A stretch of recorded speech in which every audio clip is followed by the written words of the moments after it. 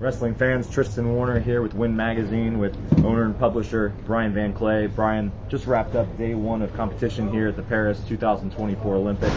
Two Americans on the mat today. Amit Elor stealing the show for the United States, punching her ticket as just a 20-year-old in her first Olympic Games to the finals. What did you see out there today from Amit that she just captivated this arena today? It was incredible. I know we use that word a lot, Tristan, but what a fun first day. What a hammer to send out there for the women's freestyle team for Team USA, and like you referenced, with her being 20 years old, for her to come out with what looked like just a great amount of confidence and poise, and her normal controlling the mat, offensive pressure against all three opponents. I mean, all three of them really never had a chance. It was really a sight to see. Dominating performances, 10-0 tech, another 10-0 tech, and a 10-2 decision, my apologies, and an 8-0 victory.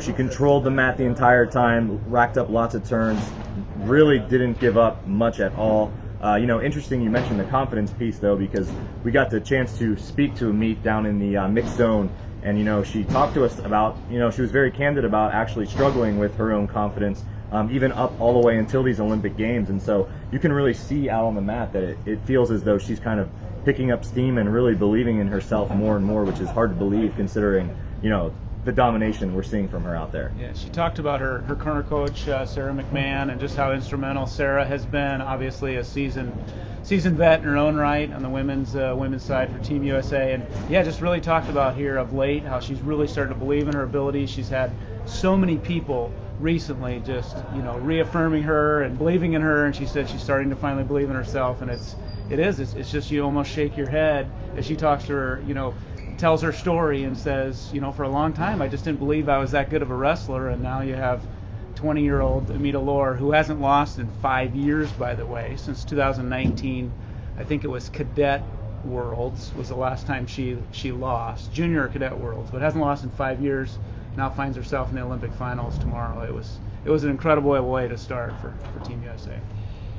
And then moving over to the men's side in Greco-Roman, Adam Kuhn, the NCAA finalist from Michigan, had a really tough draw, drew the #1 seed, the reigning world champion Iranian, lost 3-1, was in the match but gave up a gut wrench, and that was really the difference in the match, but fought valiantly.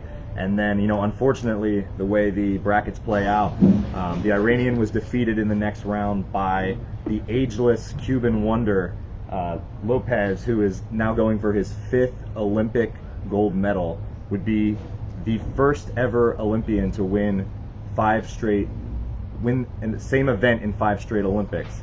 Tough effort from Kuhn, just, very difficult circumstances. Yeah, had a moment, he talked about this afterwards in an interview, had a moment where he said the Iranian tricked him. He thought he was going to go right with the gut and he went left. Adam was really proud of his match, proud of his effort, really felt like offensively, as far as ties and that kind of thing, that he really pushed the world champ and was right there. One turn in a 3-1 match, and unfortunately, like you said, the Iranian got bounced the next match, and Adam's out of the Olympics. 3 Americans will be on the mat tomorrow, 5 a.m. Eastern Time on Peacock for those who can tune in and follow the action.